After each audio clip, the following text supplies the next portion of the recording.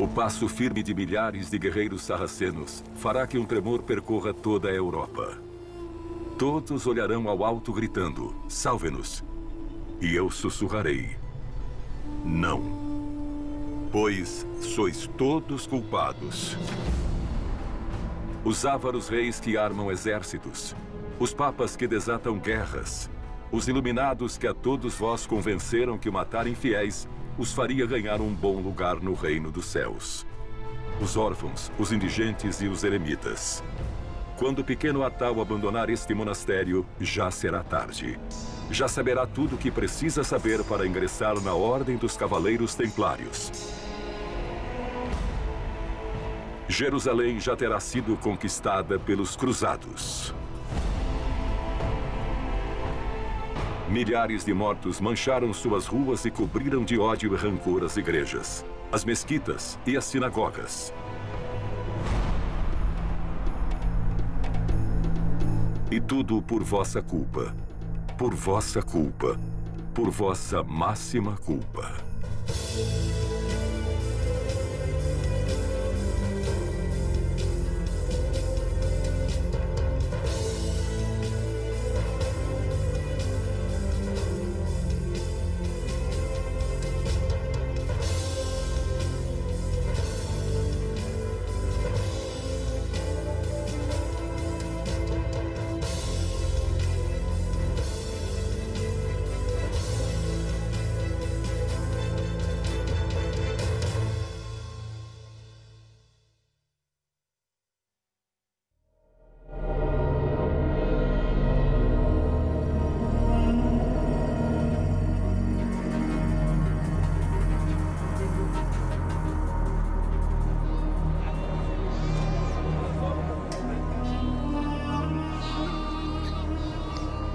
Se um cavaleiro rouba a tua vaca, ele a leva para seu castelo. Lá, ele a assará no fogo. E na mesma noite celebra um suculento banquete, enquanto tu esqueça a tua vaca. Mas se roubam a tua terra, ela continuará aí. Não pode ser levada. Você sempre a estará vendo e não poderá esquecê-la. Ano da Graça de 1118. Os cristãos governam Jerusalém. A Ordem do Templo nasceu em uma época de fé exacerbada por toda a Europa. Jerusalém nessa época era, na verdade, um território muito confuso, no sentido de que as fronteiras estão em disputa com os muçulmanos e os cristãos dispõem de poucos cavaleiros e pouquíssimos soldados para defendê-las. Depois da Primeira Cruzada, a maior parte dos cavaleiros e soldados regressou para suas casas no Ocidente. E por isso, as tropas que ficaram em Jerusalém eram muito reduzidas. A verdade é que muitos cruzados, após alcançarem o objetivo de conquistar Jerusalém, decidem retornar para casa. O reino de Jerusalém era muito pequeno e, desde o início, diante disso tudo, fica evidente que tomou uma atitude estratégica defensiva. A Terra Santa é uma zona de amplo tráfego comercial. E, é claro, por conta disso, há uma série de bandos que se dedicam a assaltar tanto as caravanas quanto aos peregrinos. A peregrinação à Terra Santa era uma experiência muito perigosa. Normalmente, o peregrino não chegava a salvo. Isso gera uma necessidade automática de soldados, uma necessidade de policiais que protejam os peregrinos e protejam os cidadãos. E que, por consequência, estejam a cargo do reino que acabaram de conquistar. E houve uma série de cavaleiros, mandados por Hugo de Pains, que se ofereceram para proteger a chegada dos peregrinos à Terra Santa. E foram os primeiros cavaleiros templários. Balduíno II, rei de Jerusalém. Hoje receberás 9 cavaleiros, os mais puros e leais de todos que já combateram na Terra Santa.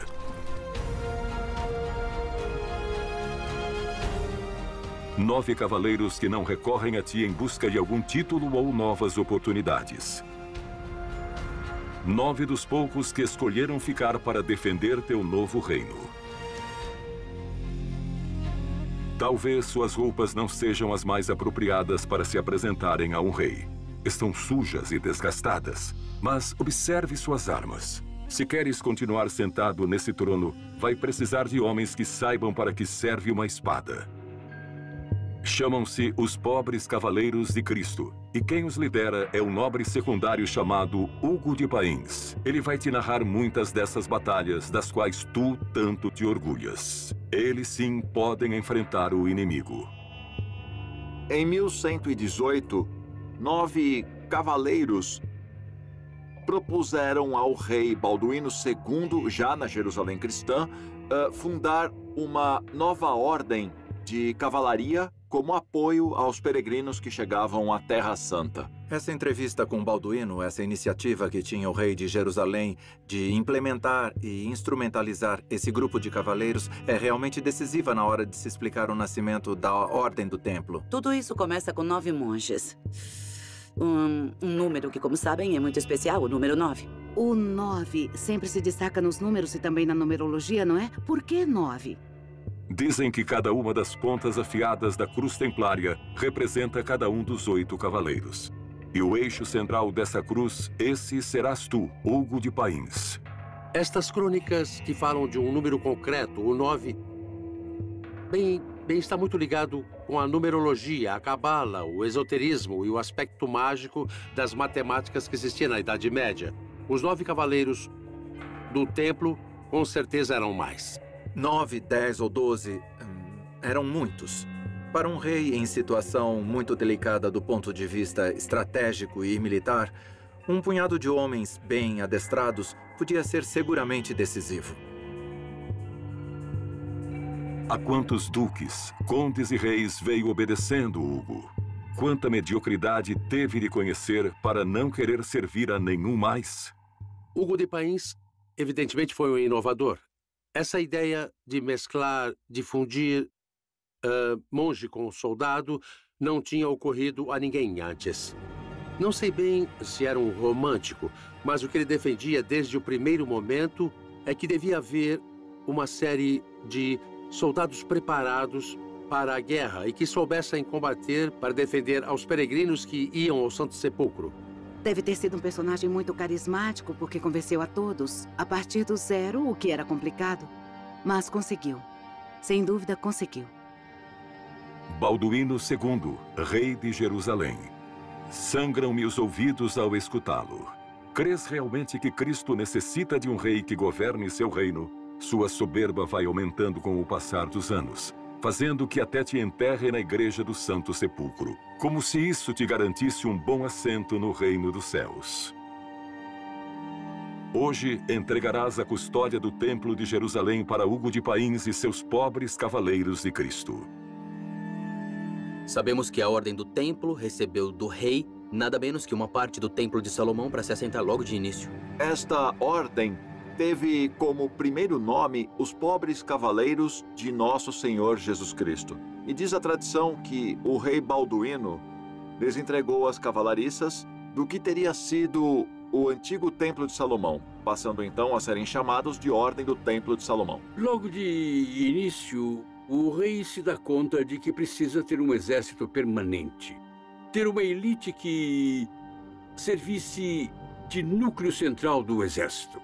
O importante é que o rei de Jerusalém veja a oportunidade que lhe oferece um grupo de cavaleiros dedicados, em última análise, para defender o próprio reino de Jerusalém. Há um certo mistério com as origens da Ordem do Templo.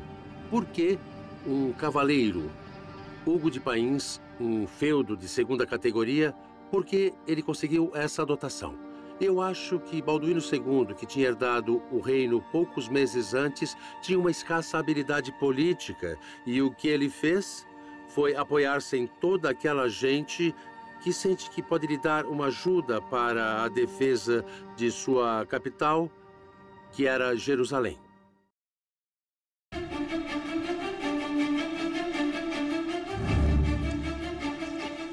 O templo construído por Salomão foi profanado tantas vezes que no dia em que tu, Hugo, e teus cavaleiros entrarem nele, só acharão ruínas.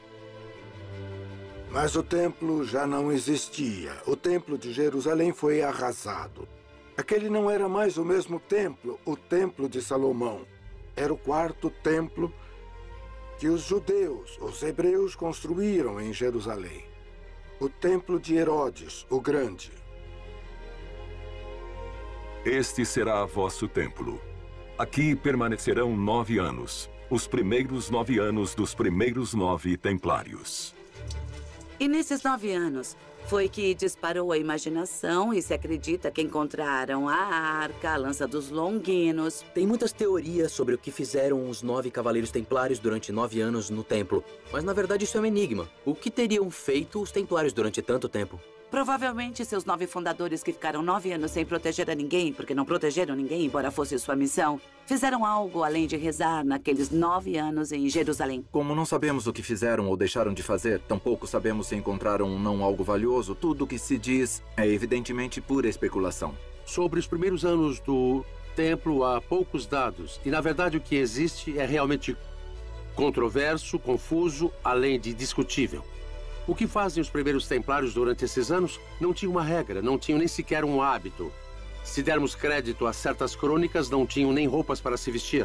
Ao que parece, além do lugar, o rei Balduíno II lhes entrega roupas, cavalos e o mínimo indispensável para o que viria a ser depois uma ordem de cavalaria.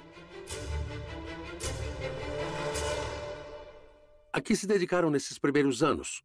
Em teoria, a defesa dos peregrinos. Mas, na realidade, os 10 primeiros anos foram um fracasso monumental. Não conseguiram nada. Não conseguiram crescer, não conseguiram novos adeptos para a ordem. Não havia uma forma regulamentada para que se fizesse um cavaleiro. Bastava simplesmente ir e dizer: eu quero ser cavaleiro do templo. Quero ficar aqui, neste lugar, neste templo, defendendo os peregrinos, defendendo a cristandade, entregar a minha vida a serviço desse ideal. Ano 1125 da era de Nosso Senhor Jesus Cristo.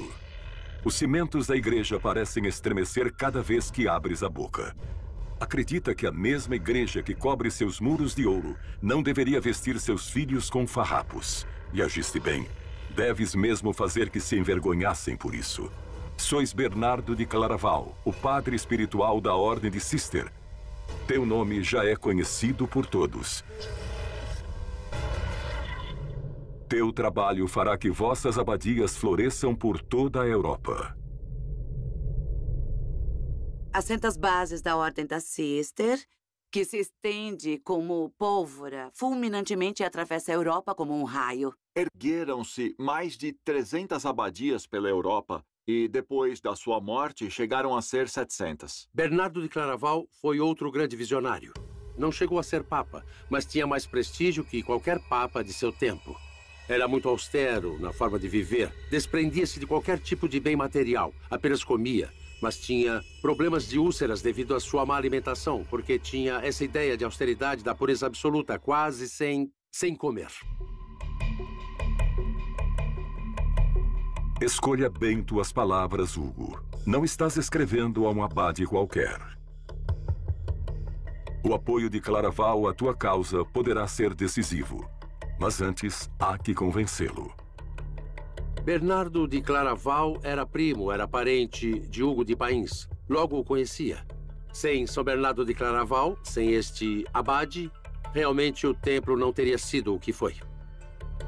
Esses pobres cavaleiros que custodiam o templo de Jerusalém parecem realmente dispostos a consagrar-se a Deus, a proteger a cristandade.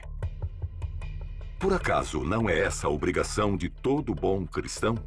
Durante os primeiros anos, os templários crescem pouco. A regra era muito nova, embora já contasse com os votos de castidade, pobreza e obediência. E somente quando Bernardo Claraval escreve o elogio da nova milícia, a fim de incentivar os nobres para que ingressem nesta nova ordem, será quando a ordem do Templo de Salomão começa efetivamente a crescer. Sim, é certo que São Bernardo teve um papel importante. Entre outras coisas, escreveu todo um tratado, o Elogio da Nova Milícia, que é uma apologia, uma justificação dos templários. De onde se diz que os cavaleiros templários são os mais puros, os mais perfeitos, que era isso que se deveria fazer, que seria esse caminho que todo bom cristão deveria seguir. foi o primeiro a assentar as bases em uma longa carta, em que expõe por que era necessário que os monges se convertessem em guerreiros, tomassem da espada e pudessem matar. São Bernardo e, portanto, Hugo consideravam a Ordem do Templo como um corpo de eleitos, pessoas entregues a Cristo, entregues a Deus, que deviam empunhar armas, que não tinham medo, que eram autênticos fiadores da fé de Cristo. Eram seus depositários, eram nada menos que guerreiros dispostos a entregar suas vidas, a se tornarem mártires pela fé. Vista teu corpo com a armadura de aço e teu espírito com a couraça da fé. Esse é o verdadeiro valente. Esse livro de Bernardo Claraval, O Elogio da Nova Cavalaria Templária, é realmente o texto que abre as portas.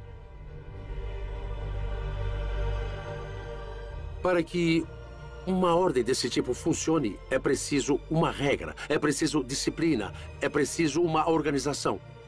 Bernardo Claraval sabia que os templários não tinham essa regra, que apenas tinham uma ideia, que constituiriam ali uma série de cavaleiros que querem ter um lugar em comum e uma vida em comum. Vê o objetivo perfeito. Ele, que era um cistercense, que conhecia muito bem a organização de uma comunidade, sabe que para que o mosteiro funcione, tudo tem que estar em ordem.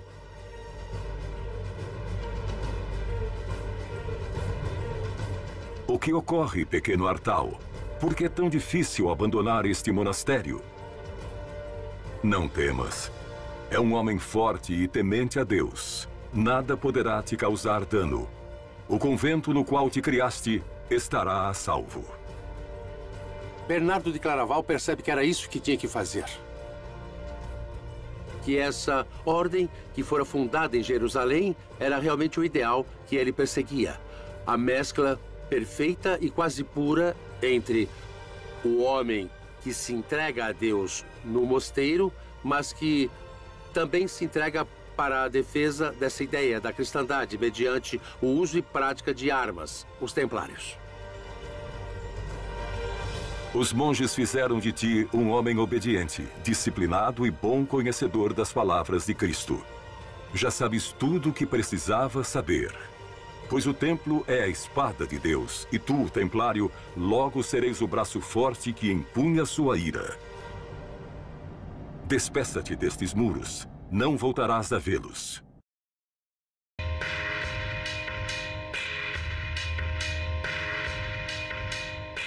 Malditos cristãos, não entenderam nada. Realmente acreditaram que o Islã permaneceria recolhido? Ainda conservas 4 reinos na Terra Santa, mas logo todas as fronteiras serão atacadas sem compaixão. Quanto mais forte gritar invocando uma nova guerra santa, mais forte será o eco que lhes responderá: Jihad. Jihad significa esforço. O esforço, não é? Pode ser um esforço de tipo militar. É uma forma de guerra santa.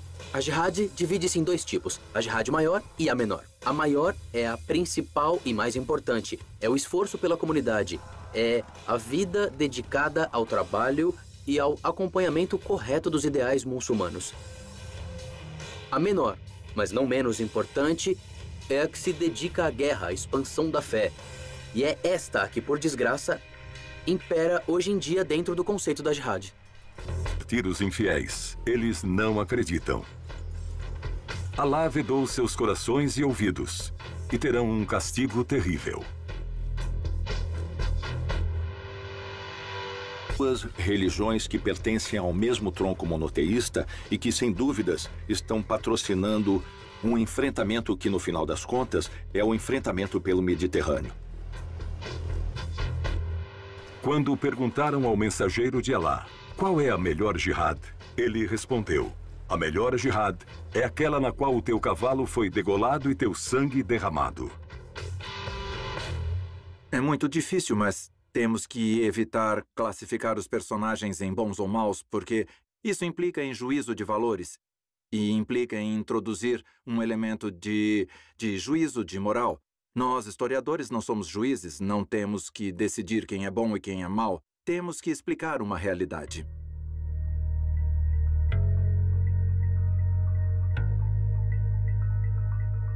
Meus queridos cavaleiros do templo, não sabem quantas lendas chegaram a ser escritas sobre vós.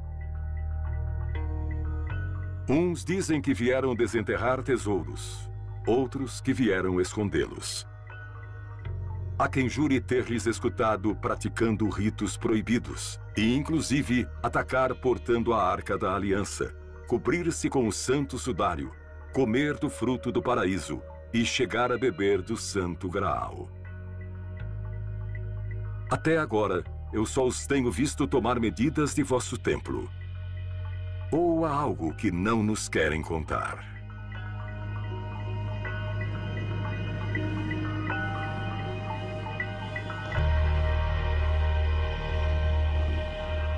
São Bernardo de Claraval incentiva uma missão que hoje não sabemos exatamente qual seria, mas sabe-se que existia sim um interesse em conhecer algo do cristianismo primitivo. É verdade que houve um intercâmbio de documentos entre Bernardo de Claraval e os 9 fundadores da Terra Santa, no que parece que de fato encontraram objetos sagrados.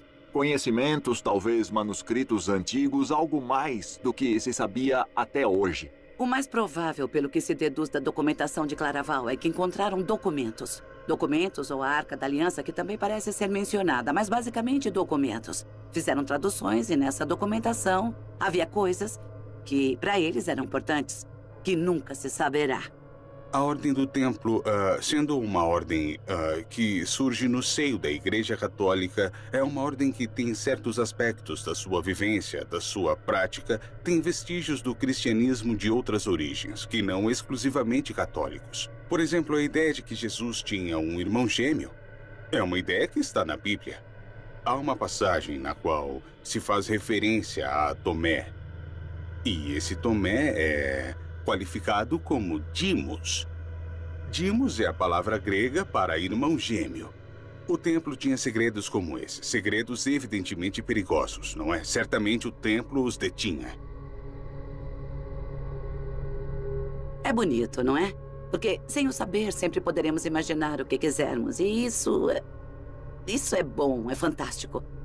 Sempre poderemos ter essa porta, essa janela aberta para crer no que quisermos, escrever os livros que quisermos, imaginando o que quisermos, porque realmente nunca se poderá saber.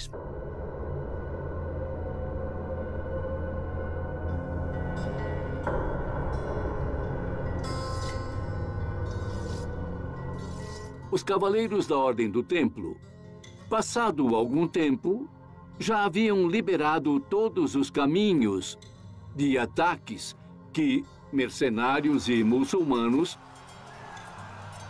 perpetravam contra os felizes que iam à Terra Santa e que queriam pisar o mesmo solo que Jesus Cristo pisou.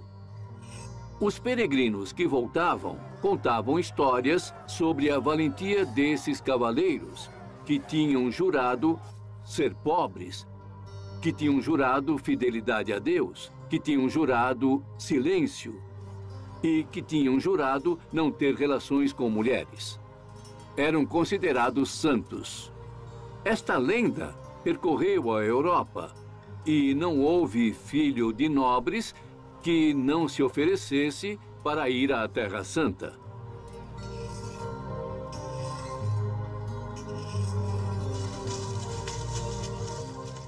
Bem, Hugo. Vejo que é hora de retornar à Europa para colher o fruto de todas essas lendas que você semeou. Diga-me que não sentia falta do cheiro desses bosques. Já não são mais 9 cavaleiros andrajosos que escoltam caravanas de peregrinos para a Terra Santa. Você plantou muitas e muito boas amizades entre os poderosos. Bernardo de Claraval se desfez em elogios de tua milícia. Os nobres incutem em seus filhos esses mesmos valores, e os reis desejam te conhecer. Asseguro-te que todo mundo escutará alguma vez da valorosa cria de Hugo de Pains e seus templários.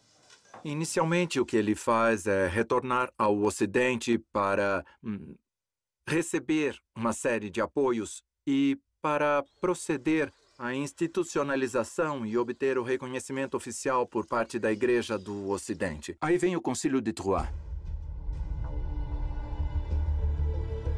Bernardo de Claraval pediu que se convocasse um concílio, o Concílio de Troyes, para estabelecer uma regra para os Cavaleiros Templários. Chega a comitiva dirigida por Hugo Pains, que chega à Europa em 1127. E foi então quando se oficializou essa ordem monástica e militar ao mesmo tempo.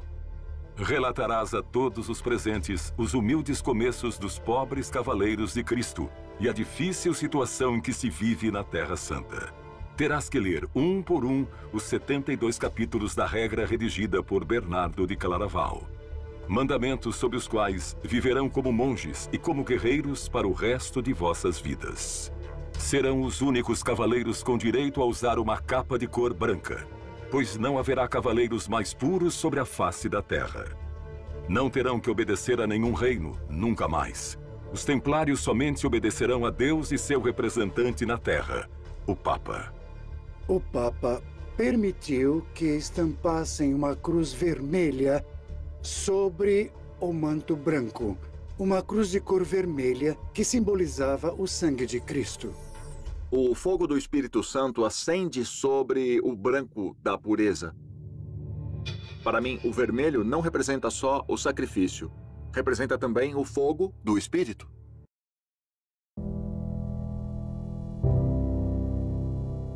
Capítulo 22 da Regra do Templo.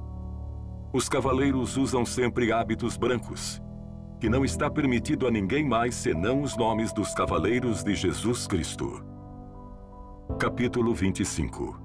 Aquele que quiser ter o melhor, terá o pior.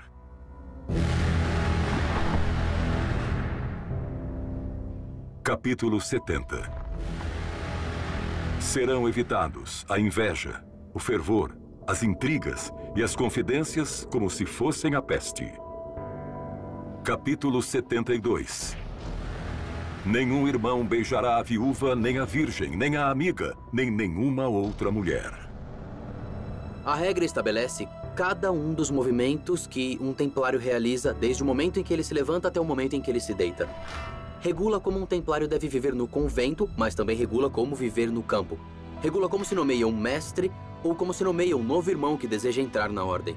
Os templários deviam ser, segundo a regra, os primeiros a chegar ao campo de batalha e os últimos a sair. E eram proibidos de se retirar.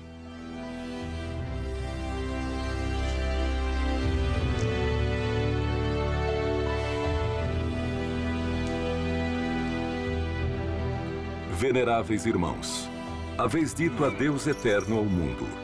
Não temam a aproximação do combate e estejam prontos para receber a coroa de mártir. Tomarei o cálice da salvação e imitarei em minha morte aquela de nosso Senhor, porque Cristo deu sua vida por mim, e eu estou preparado para dar minha vida por ele. Quando entravam para a Ordem dos Templários entre os jovens, havia algumas práticas de iniciação que eram muito violentas. Se preparavam para o sofrimento e, por isso, a dureza dessas práticas. O templário é um soldado. E o templário tem que estar preparado para receber treinamento de soldado, ou seja, para a guerra. E na guerra se mata ou se morre, é claro. Tem de estar preparado para matar e tem que estar preparado para situações realmente, tremendamente cruéis, inclusive criminais. O passo firme de milhares de guerreiros sarracenos fará que um tremor percorra toda a Europa. Todos olharão ao alto gritando, salve-nos. E eu sussurrarei, não, pois sois todos culpados. Os ávaros reis que armam exércitos, os papas que desatam guerras,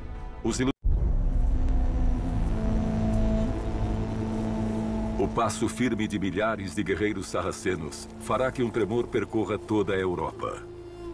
Todos olharão ao alto gritando, salve-nos. E eu sussurrarei, não, pois sois todos culpados. Os ávaros reis que armam exércitos, os papas que desatam guerras, os iluminados que a todos vós convenceram que matar infiéis os faria ganhar um bom lugar no reino dos céus. Os órfãos, os indigentes e os eremitas. Quando o pequeno Atal abandonar este monastério, já será tarde. Já saberá tudo o que precisa saber para ingressar na Ordem dos Cavaleiros Templários. Jerusalém já terá sido conquistada pelos cruzados. Milhares de mortos mancharam suas ruas e cobriram de ódio e rancor as igrejas, as mesquitas e as sinagogas. E tudo por vossa culpa. Por vossa culpa. Por vossa máxima culpa.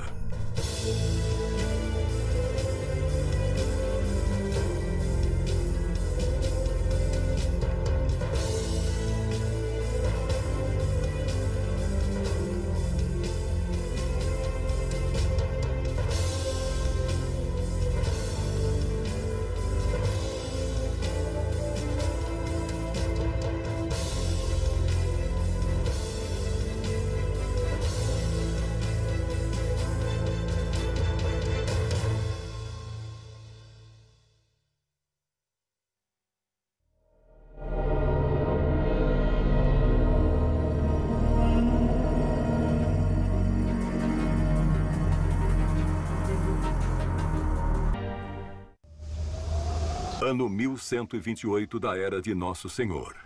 Cada inverno parece mais frio que o anterior. E esta é uma longa viagem. Para se entrevistar com o Papa em Roma e ter sido reconhecido na França como primeiro mestre da Ordem dos Templários, tu, Hugo, dirigirá teus passos até o extremo ocidental da Península Ibérica. E o que tem a ver tudo isso com a Península Ibérica e com Portugal? Tanto os condados portugueses, futuro reino de Portugal, como Aragão, são regiões da Europa, junto com a França, em que os templários chegam primeiro. Dona Teresa, condessa dos condados portugueses. Apegou-se tanto ao poder que não suporta a ideia de não fazer sempre o que deseja. O que foi que tanto te atraiu a esses cavaleiros? Por acaso, não sabe que juraram castidade por toda a vida? Era condessa dos condados portugueses. Mas, no fundo, aspirava a ser rainha dos condados portugueses. Era uma mulher decidida, uma grande diplomata. Criou intrigas de todo tipo entre Galícia e Leão. Acredita-se que os templários poderiam ter chegado, inclusive, antes do Concílio de Troyes, no ano de 1126, mas do que não há dúvidas é que, em 1128, Dona Teresa lhes doou o castelo de Sur. O primeiro castelo da Ordem do Templo não será edificado na Terra Santa, e sim aqui, bem na fronteira entre o Islã e os condados de Dona Teresa de Portugal. Este será o primeiro castelo templário. O primeiro lugar será basicamente um lugar de fronteira entre a Lusitânia, ocupada pelo Islã, e a parte ocupada pelos cristãos, os condados portugueses, que tinham sua fronteira sobre o rio Mondego. Diferentemente de outras doações que os templários receberam na Europa, as da Península Ibérica tinham outra missão.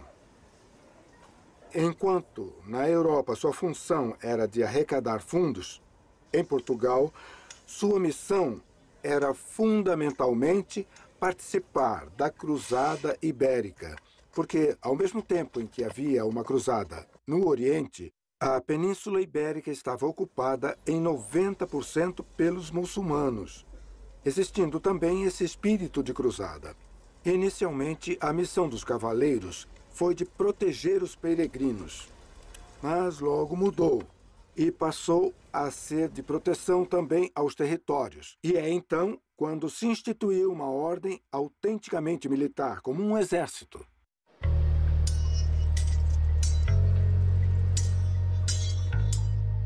No decorrer dos anos de 1128 e 1129, os diversos reinos europeus já podiam organizar um pequeno exército. Já não eram mais grupos de 10, 15 ou 20 cavaleiros que não tinham possibilidades econômicas, que quase nem tinham cavalos. já possuíam uma operacionalidade militar extraordinária. Tinham recebido muitas doações de todas as partes da França, Escócia, Inglaterra e Portugal. Doações em dinheiro, mas também doações de renda e doações de terra. Com esse avanço, os templários voltam a Jerusalém já bem carregados de riquezas.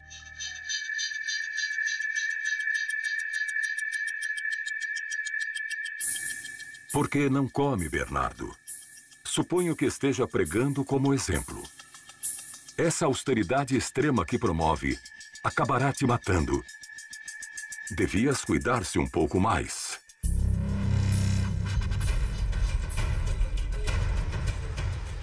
Ano 1143 da Era do Senhor. Os cristãos ainda conservam 4 pequenos reinos na Terra Santa. Mas Edesa, o mais desprotegido deles, hoje mesmo mudará de bando. Nada poderia se opor a essa cavalaria turca que acaba de aparecer na linha do horizonte. As autoridades da cidade indefesa não tinham mais remédio do que entregá-la.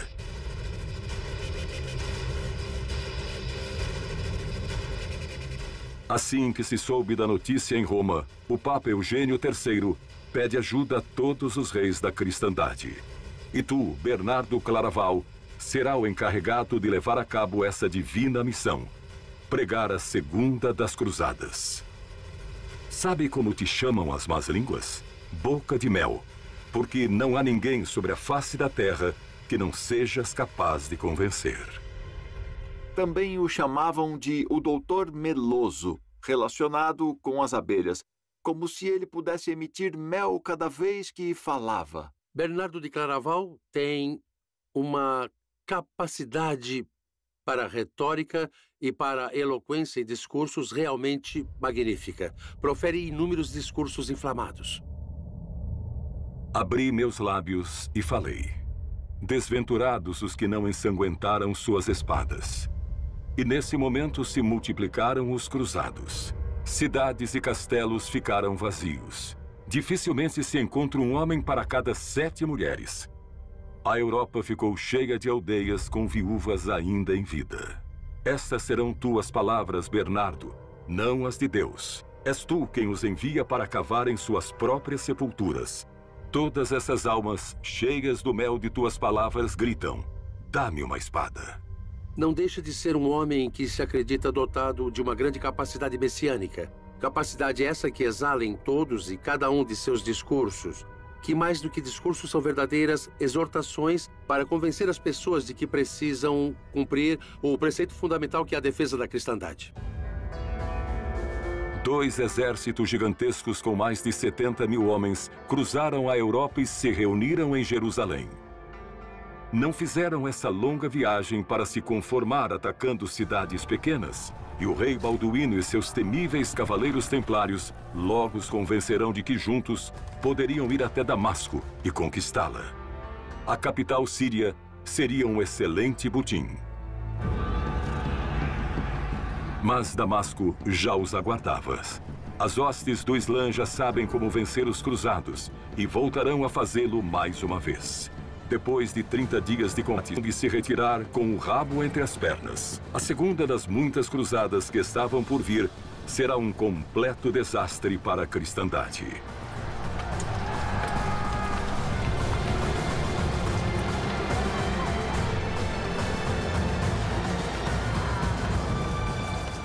Na Segunda Cruzada, já há grupos de cavaleiros templários que são capazes de participar com êxito de operações militares ao nível do que seria um combate em campo aberto.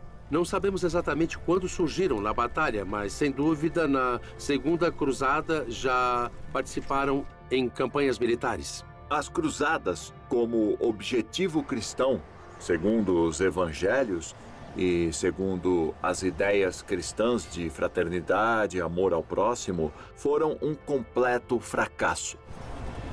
Mais tarde, o próprio Bernardo de Claraval aceitou o fracasso da Segunda Cruzada, dizendo que não foi culpa de Deus, mas sim dos homens que não souberam manter os valores cristãos. Ingratos. Culparam a você por essa dolorosa derrota. Esse será o teu fim, Bernardo. prostrado na cama, débil e esquecido. Faz tempo que não retens a comida e tuas pernas estão inchadas. São Bernardo de Claraval não era um qualquer e sua ordem não era qualquer ordem. Marcou os séculos fundamentais da história em toda a Europa.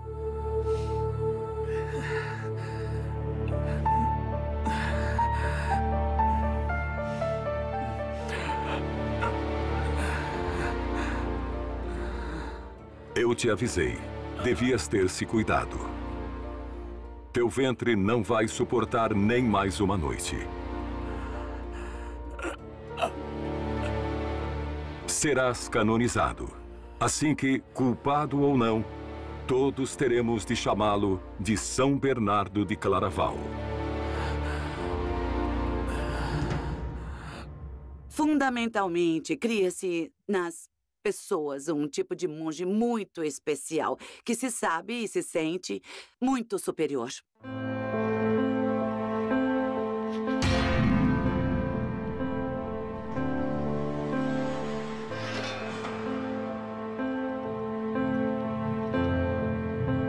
Quando Bernardo de Claraval disse que são cavaleiros e também monges místicos e que realizam um duplo combate, um combate contra os infiéis, contra os inimigos da Europa e da cristandade, e um combate contra os inimigos invisíveis, o combate contra um demônio interior. É muito importante saber que os templários tinham um ideal que não era só de guerra física, e sim que havia um ideal com objetivos espirituais.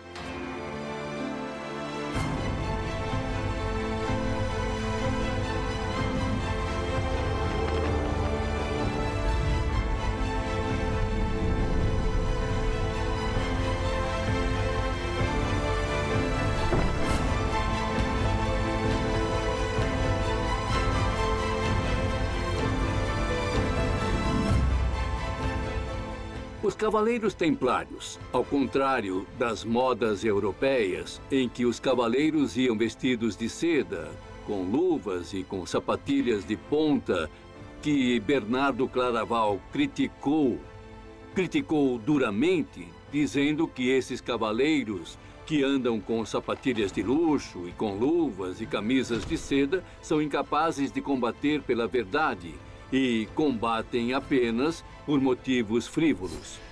Os cavaleiros do templo, apesar de não terem nada, de apenas servirem a Deus e a sua fé, eram guerreiros fantásticos.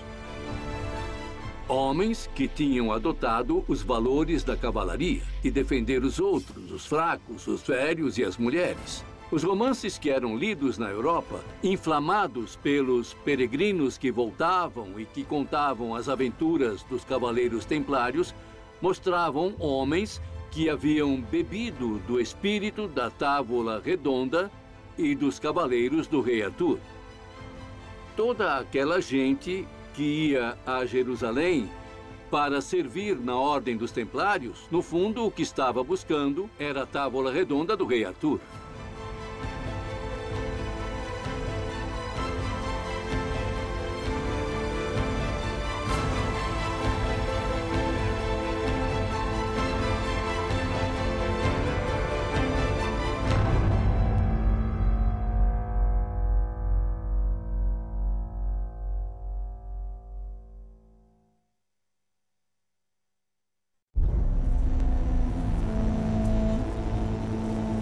O passo firme de milhares de guerreiros sarracenos fará que um tremor percorra toda a Europa. Todos olharão ao alto gritando, salve-nos. E eu sussurrarei, não. Pois sois todos culpados. Os ávaros reis que armam exércitos, os papas que desatam guerras, os iluminados que a todos vós convenceram que matar infiéis os faria ganhar um bom lugar no reino dos céus. Os órfãos, os indigentes e os eremitas. Quando o pequeno Atal abandonar este monastério, já será tarde. Já saberá tudo o que precisa saber para ingressar na Ordem dos Cavaleiros Templários. Jerusalém já terá sido conquistada pelos cruzados. Milhares de mortos mancharam suas ruas e cobriram de ódio e rancor as igrejas, as mesquitas e as sinagogas. E tudo por vossa culpa, por vossa culpa, por vossa máxima culpa.